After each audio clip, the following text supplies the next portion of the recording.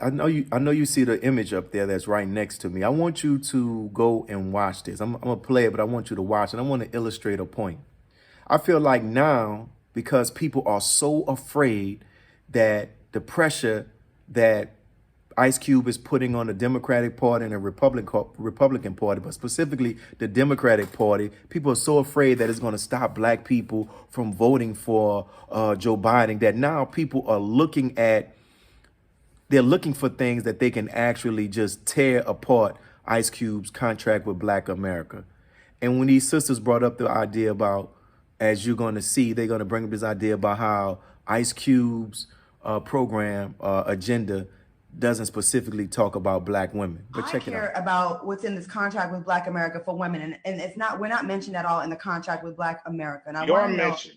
I mean, when you mention black people, you mentioning black women. So don't count yourself out. No, that's not true. That's like administration say that when they black people is not black women. Black women are not included in black people. No, I told you you can write that up if you want it's to. not. We're not out here jumping on calls. We all black, so we all. We're not meeting up with Jared Kushner and Donald Trump about this. You are. So you can't say, well, if you don't like it, add to it. You're out here. You took that job. You took that position to I'll lead write this. it up. So like, don't say you. I'll write up the black woman's part of the contract for you. Good. How many words do y'all want it to be? The thing is, you guys are the experts, but here we go again. You just want to talk. Nobody want to help me. Just want to talk. But y'all the experts on black women, so why won't y'all help me? See, that's the problem. I can tell you why. You just let me guys party. So anyway, the initiatives have already been set.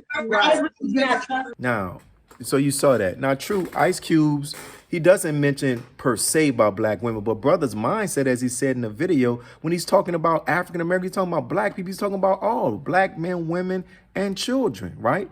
I wish he would have asked them to say, tell me what Joe Biden's program has about black women, because I read it and there's only one bullet point that specifically talks about a specific issue dealing with black women, and that's dealing with the mortality rate, which is serious, right?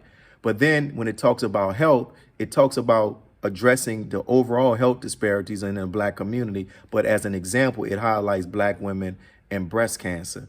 But there are a whole bunch of challenges that black women face that should be addressed. And I don't feel, based upon what I've seen on this part of the interview, I don't feel like they looked at Joe Biden's agenda for black people with the same scrutiny that they're looking with Ice Cube. And see, motive is everything.